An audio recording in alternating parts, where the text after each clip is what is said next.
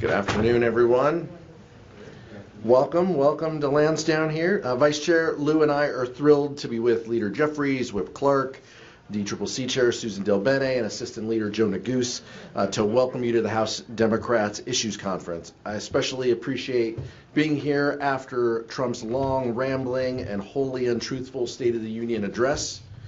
But despite the late night, I don't think we could have a better time to have our conference, where Democrats will contrast the lies that we heard with our hopeful vision for the country. Unlike Donald Trump, Democrats are laser focused on lowering costs and improving the lives of hardworking American families. That's why this year's theme is Fighting for an Affordable America. While Republicans have used their majority to give billionaires tax breaks, our caucus is working tirelessly to bring solutions to drive down costs. We'll spend the next few days meeting with labor leaders, policy experts, elected officials, and most importantly, each other, to examine the Republican affordability crisis and put forward our own solutions. Because the truth is the real State of the Union, because the truth is that under Donald Trump, the State of the Union is incredibly weak. He has launched the United States into a full-blown affordability crisis with his chaotic tariffs, a healthcare crisis, the big ugly law, and a global crisis as he turns on our allies and threatens a war with Venezuela and Iran. It's no secret that Americans are worse off today than they were a year ago. But don't take our word for it. A recent CNN poll said that 70% of Americans say Trump isn't paying attention to their priorities. But instead of listening to the people that elected him, he's doubling down on his unpopular, harmful, and costly policies. Democrats have already used the few tools that we have in the minority to try to undo some of his damage, including releasing the Epstein files, restoring federal worker bargaining rights, and extending the Affordable Care Act tax credits. If this is what we can do in the minority, just think what we can do in the majority. Donald Trump's address showed why it's critical that Democrats take back the House and make Hakeem Jeffries the next speaker. And the work that we do this week will help make that a reality. Vice Chair Ted Lieu. Thank you, Chairman Aguilar. It is an honor to work with Chairman Aguilar in putting on this issues conference. We have a cost of living emergency in America. The affordability crisis is crushing the hopes and dreams of the American people. And what was Donald Trump's response? He mocked Americans in the term affordability. He was mocking people who were experiencing monthly bills that were far too high, grocery prices that were increasing. The American people were drowning in debt, and Donald Trump didn't want to talk about it. Democrats are going to talk about it this entire issues conference. We are laser focused on the affordability crisis and how to tackle it. And the parts of the speech that Donald Trump did talk about prices, he just flat out lied. Inflation is actually not going down. The last inflation report showed that core CPI accelerated from December to January. Another inflation report on PCE, which is the Federal Reserve's preferred inflation gauge, showed that it increased above expectations to 3%. So Donald Trump is lying, and the American people can either believe what Donald Trump says, or they can believe the monthly bills, but they cannot believe both. And the person that's going to lead this caucus in tackling the affordability crisis is Leader Hakeem Jeffries, and I'm so honored to have him come up because under Leader Jeffries, we have become the most effective minority party in U.S. history.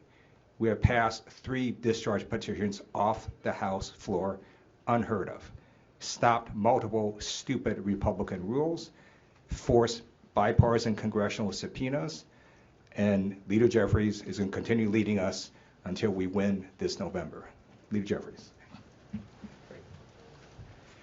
Well, thank you, Chairman Aguilar, and thank you, Vice Chair Lieu, for your leadership and for bringing us together at the 2026 Issues Conference.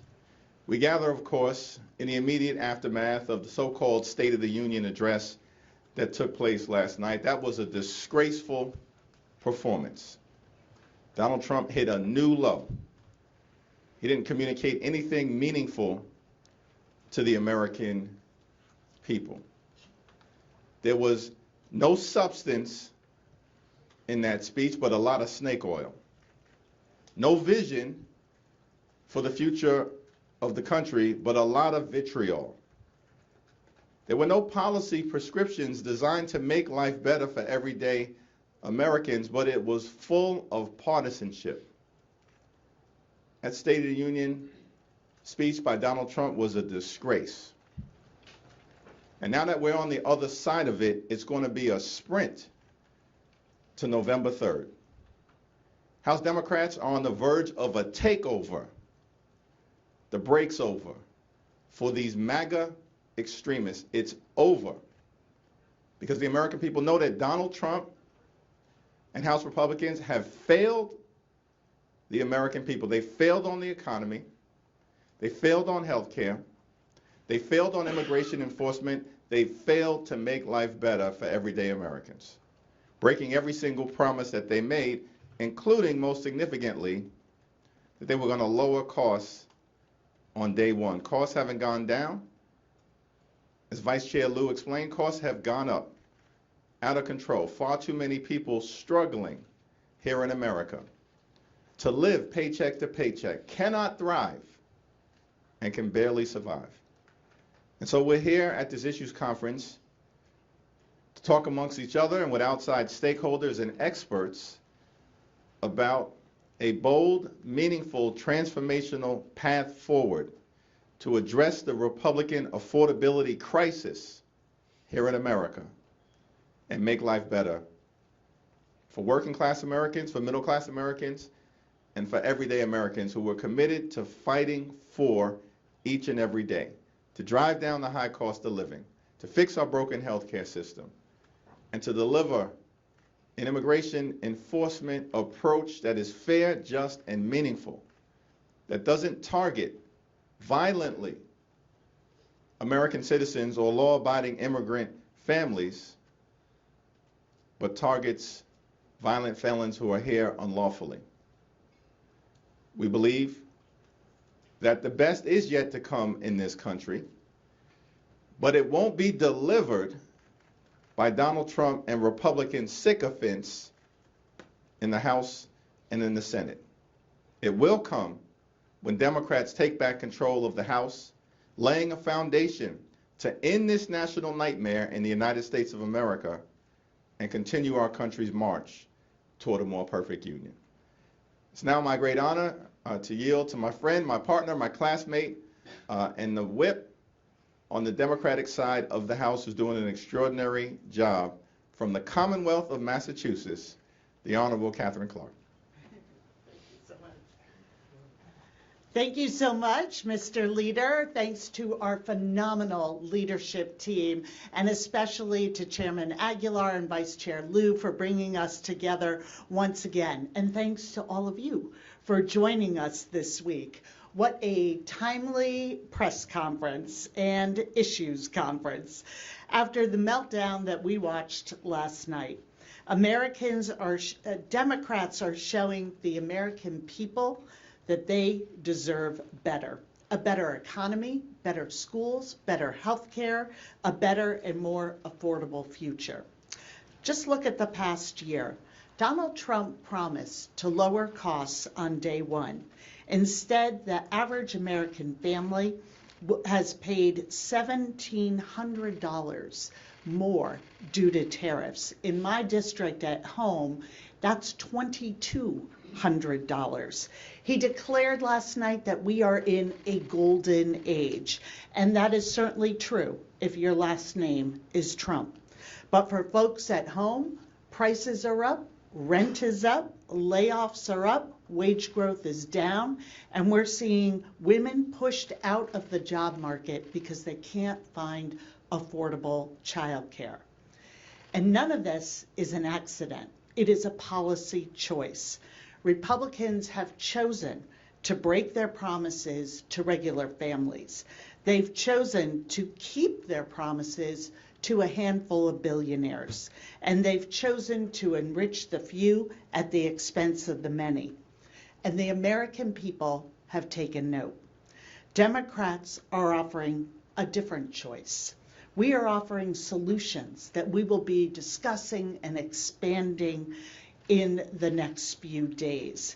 We're looking at an agenda that can cut child care costs to $15 a day, an agenda that cuts premiums with a permanent health care tax credit, an agenda that cuts housing costs and builds new affordable homes, an agenda that cuts utility bills by making corporate users pay their fair share, and an agenda that empowers Americans to win bigger paychecks with a union. Americans are voting for Democrats because we are fighting for them, fighting for their health care, to drive down the price of groceries, and to stamp out corruption and self-enrichment.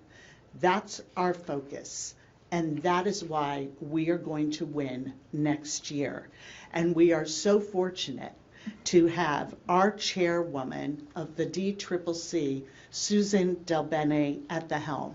She is a true leader who has been recruiting and supporting our candidates and incumbents around the country and building that big blue wave. Thank you, Susan. Podium is yours. Thank you. Thanks, Catherine. Good afternoon, everyone. It is great to be here in Leesburg with our leadership team and our Democratic caucus this week. You've heard it before, and you're going to hear it over and over going forward. Affordability is the #1 issue facing families all across the country. Donald Trump and House Republicans promised to lower prices on day one, and that has been a big broken promise. 400 days into Trump's second term, groceries are up, electric bills are more expensive, and healthcare costs are unaffordable, and this is a direct result of Trump's reckless tariffs and their big ugly bill. And American families feel it. They sit down at the kitchen table to pay their bills only to see their paycheck not going as far as it used to. And despite what the president tried to say in his State of the Union speech, you cannot gaslight the American people. America is more expensive because of Trump and Republican policies. And that's because they really only care about the wealthy and the well-connected. They made the largest cut to Medicaid in America's history, so the ultra-rich could pay less in taxes. They allowed healthcare costs to skyrocket and millions to lose coverage so that the largest corporations don't have to pay their fair share. And this is the defining contrast of the midterms. While Republicans broke their promise to lower costs, Democrats are focused on lowering costs for hardworking families just trying to get by. We only need to net 3 seats to make Leader Jeffries Speaker Jeffries and finally put a check on this out-of-control administration. The good news is we have the candidates, the message, and the public support to win back the majority. The DCCC recently expanded our battlefield to 44 districts where we have strong opportunities to take seats. Additionally, earlier this week, we rolled out our first round of red to blue candidates, 12 top-tier candidates in highly competitive races that we know can win in November. We have a message that's focused on the issues that Americans want to see addressed in Washington, D.C., not on building gilded ballrooms and renaming performance venues. The American people are with us. In poll after poll, you're seeing voters sour on Republicans, especially on Republicans' handling of the economy and the country. And Democrats are in the strongest position yet to retake the majority this fall. And come next year, we will have the gavels. Thank you all for joining us today. And now I'm honored to turn it over to my colleague, our assistant leader, and the gentleman from Colorado, Joe Neguse. Well, first and foremost, thank you all for being here, and thank you to our chairwoman of the DCCC, who's doing an incredible job, Herculean work that has been tasked to her to lead us into the majority and end the chaos that has engulfed Washington, D.C. for the better part of the last 14 months. The word disgraceful was used to describe President Trump's presentation last night, and I couldn't agree more with that characterization. And while I don't want to belabor it, I think it bears repeating. Many of you, the reporters here, have covered State of the Union performances and deliveries and speeches for some time. And it is worth considering the sad state of affairs in Washington, D.C., with a president in President Trump who debases the Constitution in such offensive and disgraceful ways, as we saw last night. There was a time in our country where we didn't have presidents of either party who would engage in the kind of invective that President Trump engaged in yesterday. I suspect that most Americans felt the same outrage that we all did regarding President Trump's performance last night. I will say the contrast could not be clearer between his disgraceful presentation, lecturing the American public, telling the American public to ignore what they see with their own eyes, and the thoughtful and compelling presentation made by our former colleague, now the governor of the Commonwealth of Virginia, Abigail Spanberger, whom did a terrific job making the case to the American people very squarely about who President Trump works for and who he does not work for. And one needs no explanation in Colorado, I can tell you that. The farmers whom I represent, who are experiencing the highest rate of bankruptcy in decades, know that President Trump isn't working for them. The ranchers in western Colorado, who are struggling by virtue of this president's reckless trade policies, they understand that this president doesn't work for them. The families who are struggling to make ends meet, to afford virtually anything, car insurance, groceries, going to the restaurant with their kids, everything is more expensive in Donald Trump's America, and they know why. Because this president is not working for them. He is working for himself, his donors, the sycophantic supporters that he has surrounded himself with. The voters are going to have a very simple choice to make come this November between competing visions for the country. And I am confident that they will choose the vision that's been outlined by the leadership here, the vision articulated by Governor Spanberger, a vision that ultimately centers them and making life better and more affordable for the American people. And of course, someone who will lead us, as he has done throughout the last several years and during the course of now this caucus conference and issues retreat on answering these fundamental questions about affordability is the gentleman, my good friend from Redlands, Chairman Aguilar. I'll turn it back to him. Thank you. Joe, questions? Thank you all, as said before. Thank you for being here. We appreciate you taking the time to cover this and to be with us as well. So thank you. Max? Thanks. Obviously, we heard a lot of optimism from everyone involved about taking back the majority in 2026. But I wanted to ask you about the flip side, the challenges to winning back the majority. Can you talk about how you're approaching Republicans might have a huge advantage with their super PAC money? There might be a Supreme Court case striking down the Voting Rights Act. Talk to me about why it might not go to plan and how you're approaching it. Sure. I'll defer. That's a tough one, so I'll defer to Susan Delbene here shortly. Look, let me just say we're going to control what we can control. We have incredibly strong candidates.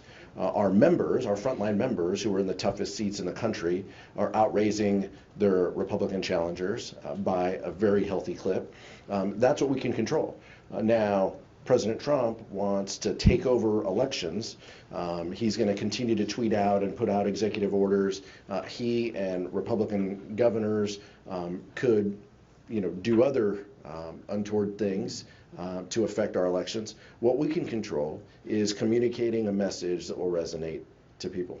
And that's what we're focused on. That's what our members are focused on. That's what our candidates in the toughest races are focused on.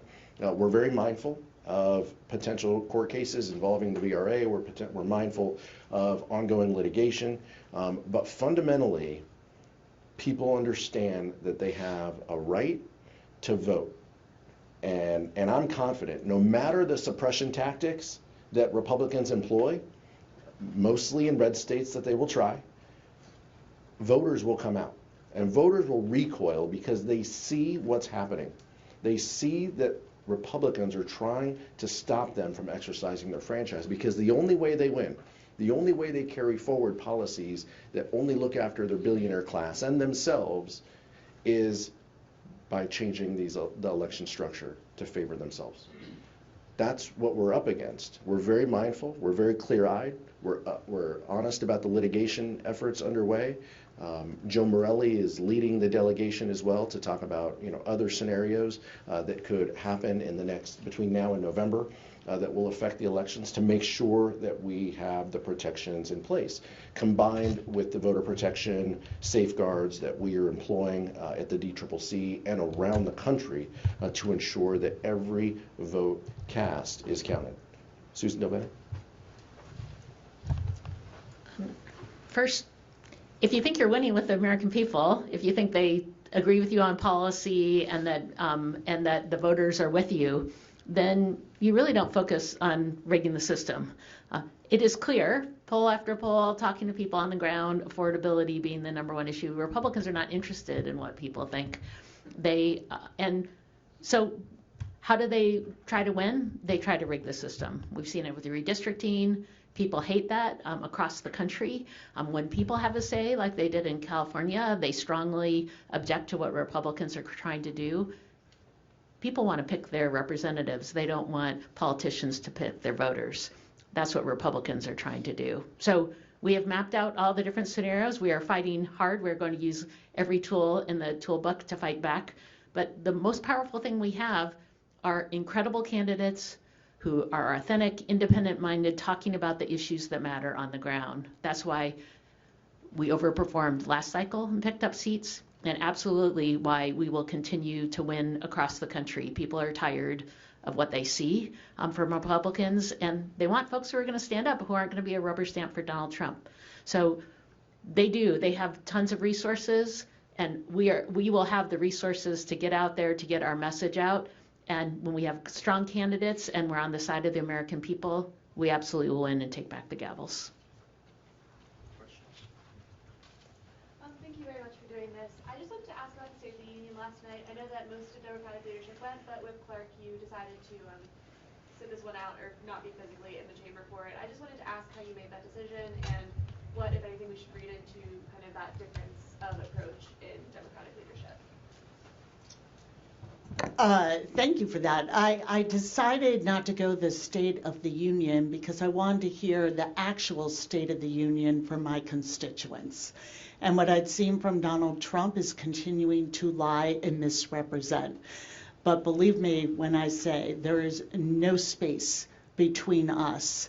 And however you chose to express it, whether it's going there and being in silent defiance, or whether it choosing to do what I did, which was have a Zoom with small business owners who told me the struggle they are having, not only meeting with increased prices, but with the havoc that is being created for them in keeping and finding employees with the reign of terror that ICE is causing in our communities, whether it was the teacher from Framingham, Massachusetts, who talked about the impact of the dismantling of public schools we're seeing from this administration, and also the fear of students who are staying home because they're so fearful about being picked up by ICE.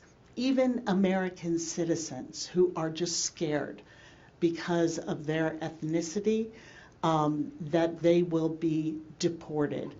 I talked to two scientists who talked about the impact of the research cuts and how the cures and hopes that they have been working on are now in a freezer in a lab and not going to be able to come to fruition, and that we are giving away our position globally as a leader in innovation. So there's no light between us in leadership or in the Democratic caucus on whose side we are on. The State of the Union should be about the American people, and that is what the Democratic caucus showed strongly in the chamber and outside of the chamber last night. For Leader Jeffries, last night we saw a variety of different protests of the State of the Union, and Congressman Al Green was escorted from the chamber. What's your message to the members who maybe didn't quite heed your advice to take their protests outside? I thought the Democratic response was appropriately restrained and forceful at the same period of time, and that was obvious to anybody who was watching. Obvious to anyone who was watching in terms of the members who were there. With respect to Representative Green's response, it was both appropriate and restrained at the same period of time. Now, his message that he communicated was obviously on point, but it was far less profane than my reaction to the very same racist video that Donald Trump felt compelled to produce. And I think, for us, as we had asked everyone to do, if you're going to go, we will express ourselves in a manner consistent with being in the House chamber, and that was done. And if you're not going to go, that's also a statement of defiance as it relates to the lies that Donald Trump was clearly peddling to the American people. And so we're on the backside of the State of the Union address. It did nothing to help out Donald Trump's case to the American people. He's falling apart. His poll numbers are an extinction level event. It's over for these extremists. They've lost 14 months consecutively of meaningful elections. Literally every single election that has been held since Donald Trump's first month in office in January of 2025 has been won by Democrats. And so I know people are struggling to find a reason to pierce the fact that the American people have clearly decided it's time to throw the MAGA extremists overboard and elect Democrats. But we're going to stay the course. We're going to be disciplined and focused as we were yesterday.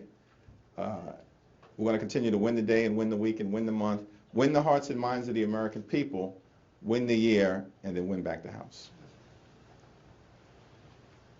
Same tough Nick Wu questions, different outlets. So congratulations, Nick. Yeah. Scott. Thank you. Another question for the leader. No more questions for him. About last night. Well, you guys were sitting next to each other, I saw, and probably could hear the best in the chamber what Ms. Tlaib and Ms. Omar were yelling at the president. The president this afternoon has taken to Truth Social to call those congresswomen lunatics and says, quote, we should send them back from where they came as fast as possible. What is your response to the president? These are U.S. citizens, members of Congress who are federally elected office holders. Where they come from is their districts, and they go back quite a bit to their districts. Those two members are as in touch with the pulse of their communities as any two members we have in the chamber. We couldn't hear a lot of what was said from our seats, but look, I think the frustration all of us had is where was the vision? Where was it someone who could be a uniter, who could bring people together? Not that this president has ever done that, but hope springs eternal. But we get what we get, and true to form, he was who he is, and that is divisive.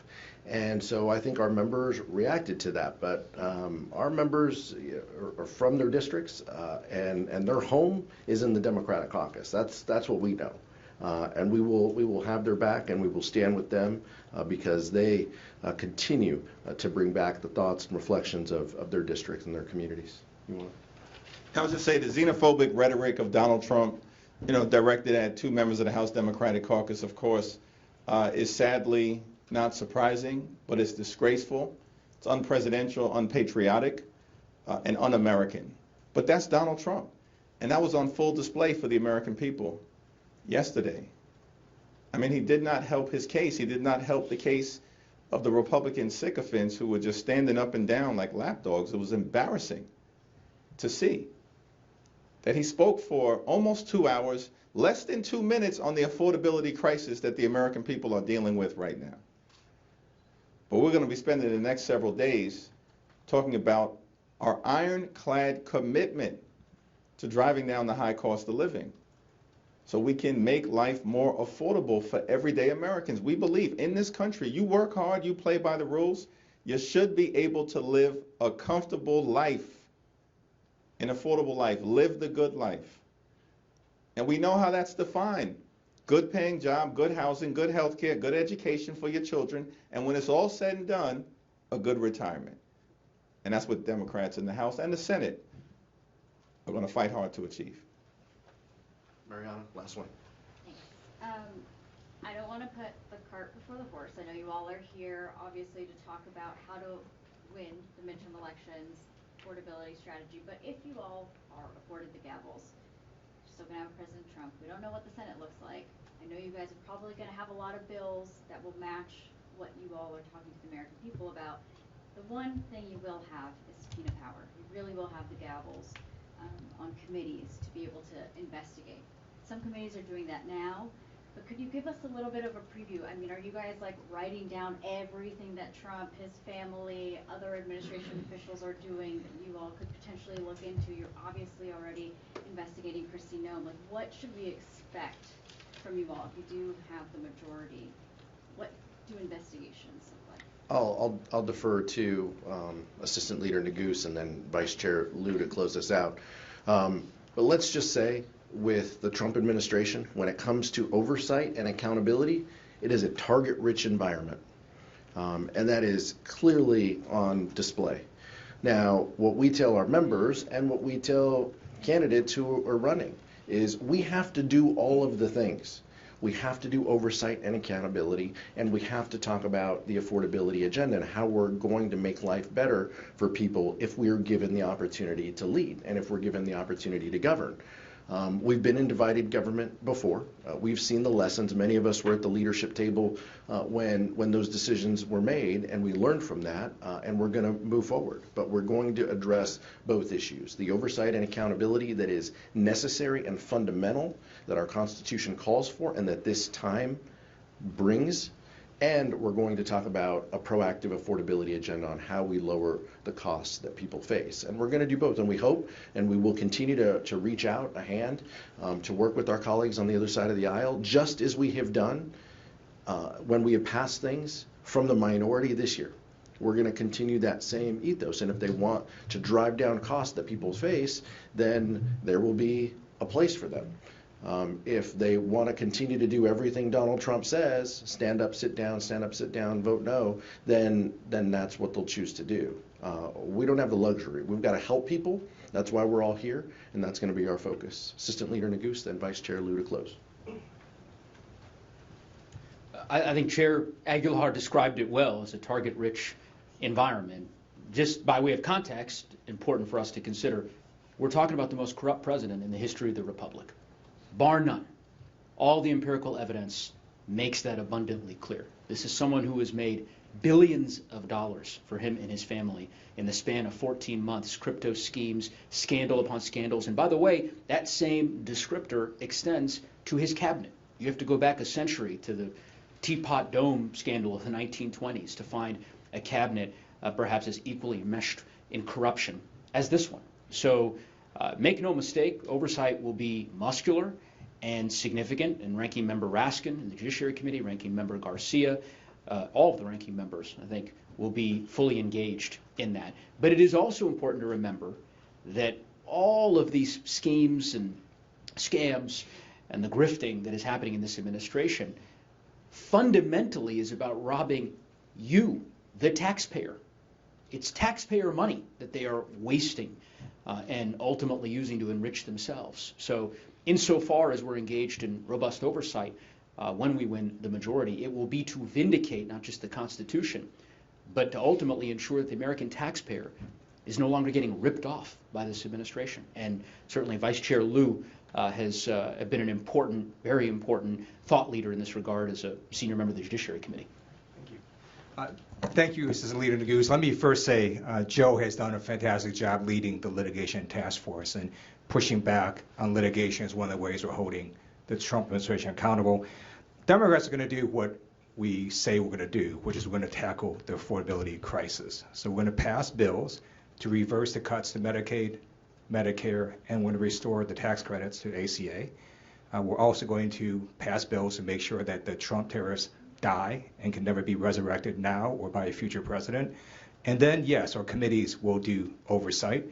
I want to note they're doing that now. So under the leadership of Robert Garcia, the House Oversight Committee has issued bipartisan congressional subpoenas. They've done a number of hearings holding the Trump administration officials accountable. And then Judiciary, you may have seen Pam Bondi just straight up lied under oath. Dan Goldman and I sent a letter to the Department of Justice asking for Deputy Attorney General Todd Blanche to appoint a special counsel to investigate her for making a false statement under oath. You may have seen an article showing that the Department of Justice also withheld documents related to Donald Trump sexually abusing a minor. They were engaged in an epic cover-up. And so, yes, that's one of the issues that the Judiciary Committee is looking at right now and will continue looking at in the future. Thank you. Thank you.